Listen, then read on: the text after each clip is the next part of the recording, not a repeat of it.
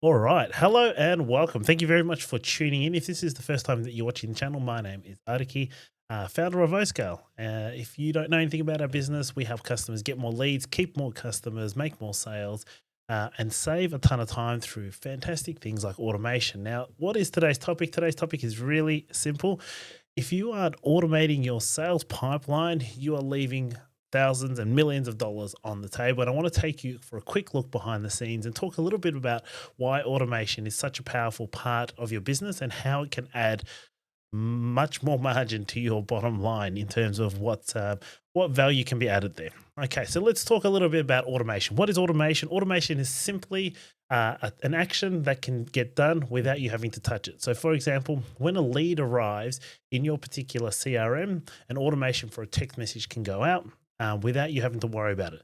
Let's say a customer fulfills an order and a thank you message gets sent to them, or even a thank you email. That is an automation. But the powerful part that's getting left behind is when a lead is getting generated, what are you doing with those automations? So I'll take you behind the scenes and talk about Go High Level. So let's talk about for a second, what is Go High Level? Go High Level is a CRM that provides you with a whole amount of resources and insights, things like Calendly links, things like automations, integrations into your Instagram, messaging all in one, the multi-channel platform for communication, not just logging into one particular software, having a dialogue with a customer, but you can have multi-channel dialogue all through the one part. You've got calendar integrations. What else have we got? We've got opportunity boards, pipelines, funnels, websites, unlimited amount of websites, surveys, things like that that have been built all into this one jam-packed system. That is Go High Level. Let's talk about O-Scale. Now, O-Scale is not Go High Level, and there's a key reason why. It's because we've completely changed the interface and we've completely changed the engine. So some of the things that you get packed into the power of this particular CRM is custom kits that are built out specifically for your niche. You get hands-on white glove service in terms of onboarding, but not just onboarding. It's that whole journey of being along the ride for the entire part of what your system is. So I'll take you for a look through what we've got here. So you've got a snapshot here view of the CRM. You've got the multi-channel conversations board where all your conversations will be coming through for your Instagram, your websites, your text messages, your WhatsApp, your emails will all be housed in this one particular section right here. We've got calendars, unlimited amounts of calendars, unlimited amounts of contacts, opportunities, which is really cool. This is the part that I'll be taking through, which is actually the sales pipeline. And we're going to take and spend a bit more time looking through that together and looking at how powerful these features are and what they can do for you and your business and how they can skyrocket everything. You've got the back end here that has all the automations that you could ever want to be able to not be able to lift any fingers to automatically run your business. And that is for a video for another time. So when I say this isn't Go High Level, I actually really mean it. It's not Go High Level. Go High Level is a platform that you can get that has a whole bunch of recipes, but this has been specifically built for your business. Okay. So let's talk about marketing. And before we talk about, I guess, sales pipeline, you need to talk about a step beforehand. Now, marketing is always an interesting part of any business. And I'm just going to flick my screens around here for a moment. And I was going to refer you to my Miro board. So let's have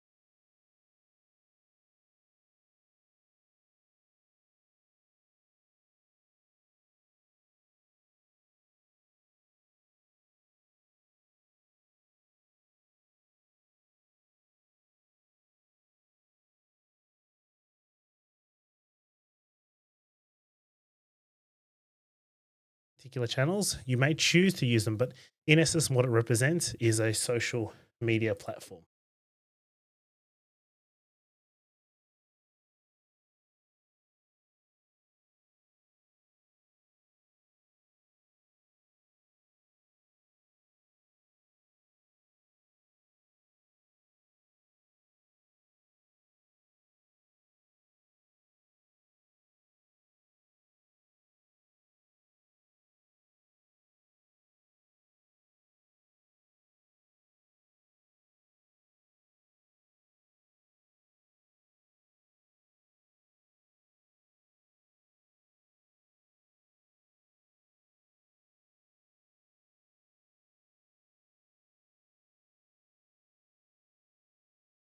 leads into your business. So some traditional businesses only rely on one form of marketing, one lead funnel, one way of having money enter into their business and the value exchange on the back end.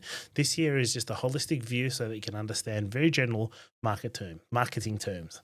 Again, another video for another moment. So we're going very high level rather than focusing on the detail in this particular section.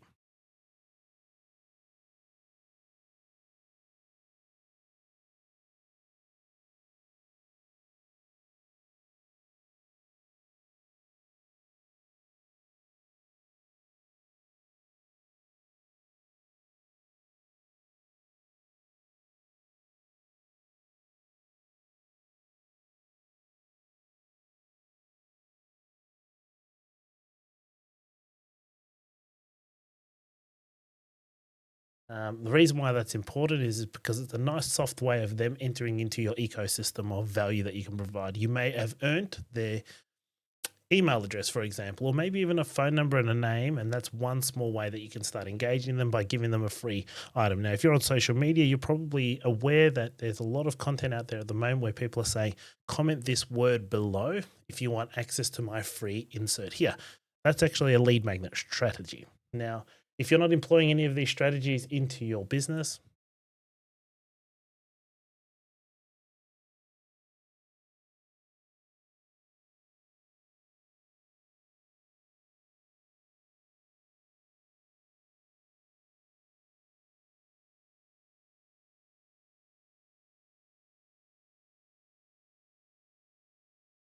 and I guess a bit more trust when they're smelling and sniffing your particular brand, your particular product, your particular service. If I want to know more about you, I'll go and Google your name. It'll come up with some social profile. If I can see some credibility around there, maybe I'll get interested in doing business with you. But the reality is, if you're not on those platforms, you're not providing any value, you're not putting anything out there, people don't know, like, and trust you, and they won't do business with you. So that is a form of marketing, just having some content out there. We've also got, whoops,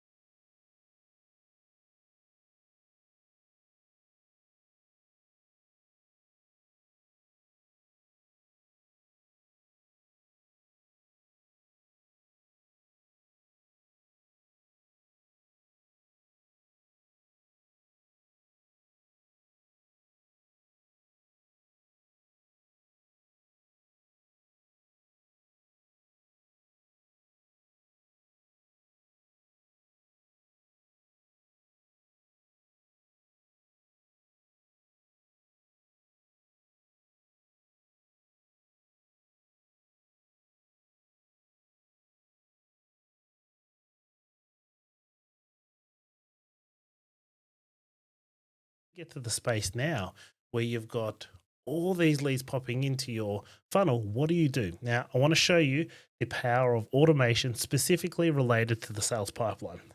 Now, imagine here that we've got all these customers coming through. We're generating thousands upon thousands of leads.